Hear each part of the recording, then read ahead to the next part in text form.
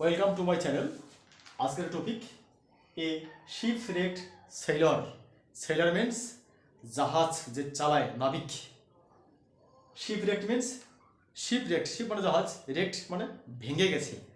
এ মানে একজন, তাহলে জাহাজ ভেঙে যাওয়া একজন নাবিক। জাহাজ ভেঙে যাওয়া নাবিক মানে কি, জাহাজ ভেঙে গেছে ওনার, এমন একজন নাবিক। কোথায়? মাঝপথে, ধরুন সমুদ্রে মাঝখানে ভেঙে গেছে। By Daniel Defoe. Lesson 11 class 9, নবম শ্রেণীর থার্ড সেমিস্টার পরীক্ষার জন্য এই অধ্যায়টা আসতে পারে। অনেক স্কুলেই এই অধ্যায়টা পরীক্ষা দেবেই থার্ড সেমিস্টার পরীক্ষার জন্য। সুতরাং ক্লাস 9-এ যারা পড়ো তারা সবাই এই অধ্যায়টা গুরুত্ব সমেত পড়বে। তোমরা একটা টেক্সট বই হাতে নিয়ে দেখতে পাবো। আমি শুরু করছি। ড্যানিয়েল ডিফো 1660 1731, ইট মিনস 1660 সালে তার জন্ম, 1731 সালে তার মৃত্যু। Was an English writer and journalist. তিনি ছিলেন একাধারে ইংরেজি সাহিত্যের লেখক এবং অপরদিকে একজন জার্নালিস্ট, সাংবাদিক। He is most famous for his novel Robinson Crusoe. তিনি বিখ্যাত হয়ে আছেন একটা উপন্যাস লেখার জন্য। কোন উপন্যাস? রবিনসন ক্রুশো উপন্যাসের জন্য তিনি বিখ্যাত হয়ে আছেন। পৃথিবী যতদিন থাকবে তার উপন্যাস ততদিন থাকবে, ঠিক আছে? তিনি এতটাই বিখ্যাত। দুলেন পরে পড়ছি, গল্পটা সম্পর্কে একটু প্রাইমারি আইডিয়া দিচ্ছি, প্রাথমিক ধারণা। The following text is adapted from a section of Daniel Defoe's famous novel Robinson Crusoe. Robinson Crusoe নামক তার যে একটা উপন্যাস আছে, সেই উপন্যাসের একটা অংশ হচ্ছে গিয়ে এই তোমাদের গল্পটা। And tells us how Crusoe after being shipwrecked. এই গল্পটা কি বর্ণনা দিচ্ছে?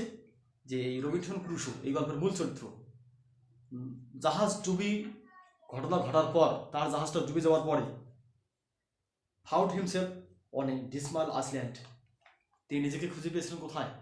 একটা নির্জন দ্বীপে। It also gives us an inspiring account of, একটা ইন্সপায়ার মানে অনুপ্রেরণামূলক একটা গল্প, of how he makes the island habitable with his hard work. কি? যে তিনি ওইখানে ওই নির্জন দ্বীপে, ওই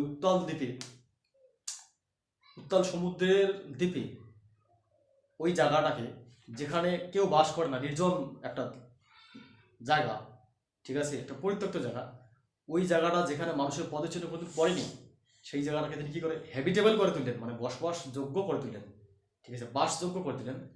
সে একটা অনুপ্রেরণামূলক গল্প যদি আমরা পড়ি তাহলে আমরা বুঝতে পারবো যে এটা কতটা অনুপ্রাণিত করে আমাদেরকে, ঠিক আছে?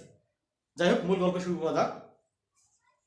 On September 30, 1659, I, miserable Robinson Crusoe, being shipwrecked during a violent storm.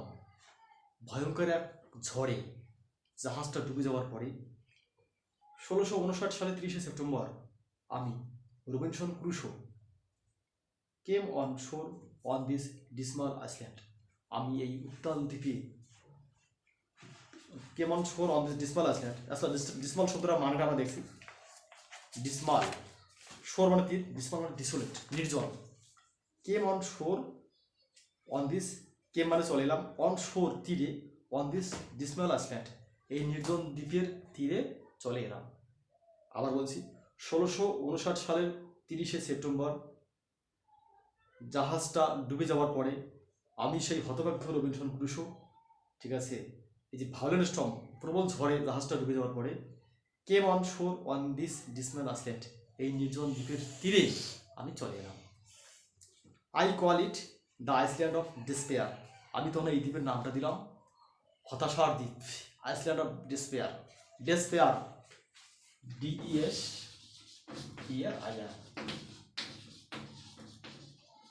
Despair means হতাশা, ঠিক আছে, আমি এই দ্বীপের নাম দিলাম হতাশার দ্বীপ। I was almost dead and the rest of my ship's company was drowned. আমি প্রায় মারা গিয়েছিলাম এবং আমার সঙ্গে বাকি যারা সঙ্গী সাথী ছিল তারা জলে ডুবে মারা গেছে। I had neither food, house nor clothes. আমার যেমন ছিল না কোনো খাদ্য, তেমন ছিল না কোনো বাড়ি ঘর দূর, তেমন ছিল না কোনো প্রকার পোশাক আশাক। I feared I would be devoured by wild beasts. আমি আশঙ্কা করেছিলাম যে হয়তো কোনো বন্য জন্তু আমাকে গ্রাস করে ফেলবে। ডিভোর্ড, ডিভোর্ড, DEVOURED, মানে বড় মাছ যেমন ছোট মাছকে বলো না একবার খেয়ে ফেলছি, ওই ইংরেজিতে এই শব্দ হচ্ছে কি ডিভোর্ড, মানে একবারে খেয়ে ফেলা, পেসিভ ভয়েস দেওয়া আছে। হোয়েন নাইট কেম, যখন রাত্রি নেমে এলো, I slept immediately for fear of wild creatures, বন্য জীবজন্তুর ভয়ে আমি যখন রাত্রি নেমে তখন কী করলাম, একটি গাছে চড়ে ওখানে ঘুমিয়ে পড়লাম। ইট রেইনড অল নাইট, তারপর সারা রাত্রি বৃষ্টি চলতে লাগলো। The rain continued through the next day with gusts of wind, পরের দিনেও বৃষ্টি এবং সাথে দমকা বাতাস। Only a wreck of my ship was to be seen at low water, কেবল একটু জলের কাছে, হ্যাঁ লো ওয়াটারের নিচে জল, ওখানে কী হয়েছিল আমি দেখছিলাম দূর থেকে যে আমার ওই ভাঙা জাহাজের একটা টুকরো দেখা যাচ্ছে। I swamp, swim, SWIM, swim মানে সাঁতার কাটা, সুইম, সোয়াম, সোয়াম, সোয়াম কিন্তু এটা পাস্ট ইনডেফিনিট, অর্থাৎ পাস্ট ফর্ম বাক্যটা, পাস্ট ইনডেফিনিট আছে, হ্যাঁ পাস্ট ফর্ম সোয়াম, আর পাস্ট পার্টিসিপল হচ্ছে গিয়ে SWUM, সোয়াম, স্প্রিংটা ফারাক আছে, একটু লিখে দিচ্ছি।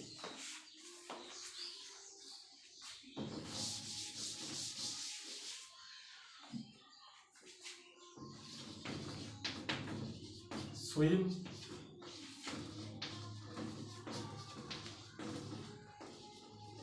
Swim, swamp, swamp, that means সাঁতার, এটা হচ্ছে কি প্রেজেন্ট ফর্ম, এটা পাস্ট ফর্ম, এটা পাস্ট পার্টিসিপল ফর্ম, ঠিক আছে। I swam to the wreck to rescue and secure for my survival some food and other provisions. আমি সাঁতার কেটে ওই জাহাজের ভাঙা অংশটার কাছে চলে এলাম।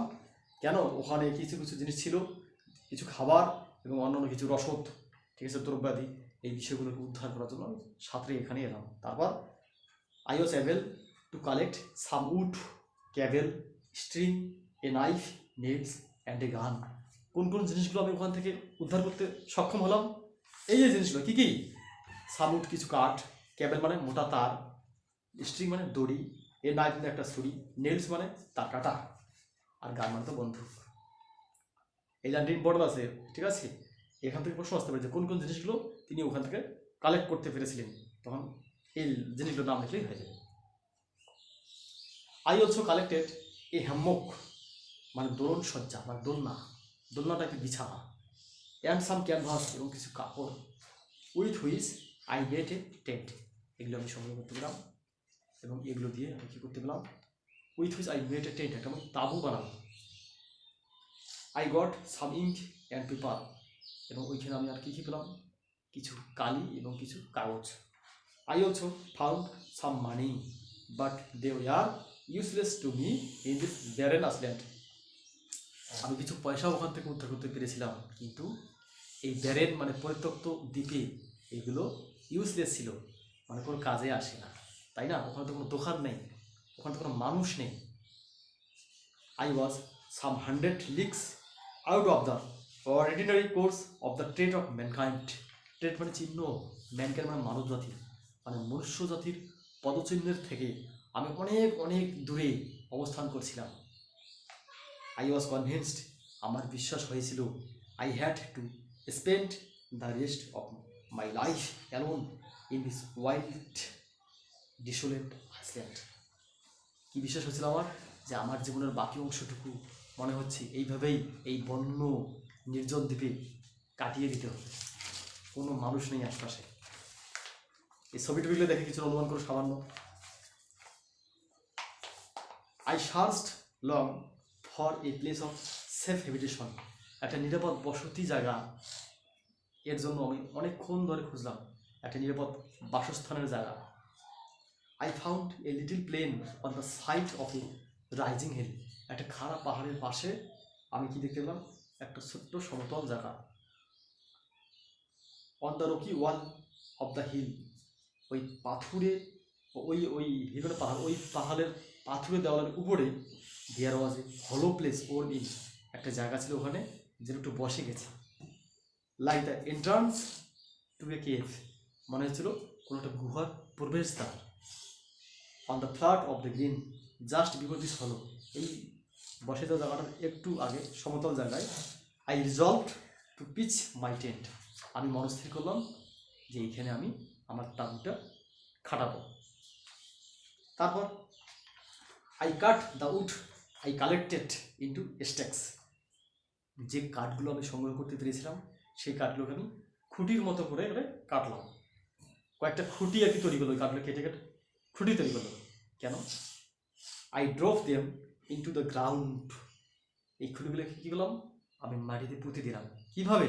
In a semi circle around my tent, অর্ধবৃত্তাকারে আমার তাঁবুর চারপাশে অর্ধবৃত্তাকারে খুঁটিগুলো পুঁতিয়ে দিলাম। কেন? দেখো, the stakes stood 6 inches apart from each other, আর খুঁটিগুলো যে পোতাইলাম মাঝখানে দূরত্ব মাত্র 6 ইঞ্চি, বেড়ার মতো করা হতো না। I put the cables I had rescued from the ship around the stakes in the manner of a fence, আর এই কেবল তার, এই যে কেবল তারগুলো দিয়ে কী করলাম, ঘিরে দিলাম বেড়ার মতো করে। ঠিক আছে, একটু নিজেকে নিরাপদে রাখার জন্য। I used a short ladder to go over the fence, আর বেড়ার উপর দিয়ে যদি যাওয়ার প্রয়োজন হয় তার জন্য আমি কী ব্যবহার করলাম, একটা শর্ট মানে ছোটো, ল্যাডার মানে মই। Once in, I withdrew the ladder after me so that I was completely fortified against the world outside. এই যে আমি যে তাঁবুতে ছিলাম সেই তাঁবুতে যদি একবার যে ঢুকতাম, ঢোকার পরে বেড়াটাকে কী করতে, মাফ করবে, ঢোকার পরে মইটাকে সরিয়ে দিতাম, so that I was completely fortified against the world outside. একবার ভিতরে ঢোকার পরে মইটা সরিয়ে দিতাম। কেন মইটা সরিয়ে দিতাম? যে বাইরের পৃথিবী থেকে আমি যেন সম্পূর্ণ সুরক্ষিত থাকতে পারি। ফর্টিফাইড মিনস সিকিউর, সুরক্ষিত থাকা। কারণ কি? কারণ হচ্ছে কি, বন্যজন্তু আছে, বাঘ ভাল্লুক আছে। Into this tent I brought all my stores and provisions, আর তারপরে এই তাঁবুর ভিতরে আমি আমার সমস্ত ভাড়ারে জিনিস, সংগ্রহ করা জিনিস এবং খাবার ওষুধগুলো সংগ্রহ করে রাখলাম। ঠিক আছে, রেখে দেওয়া হলো ওখানে।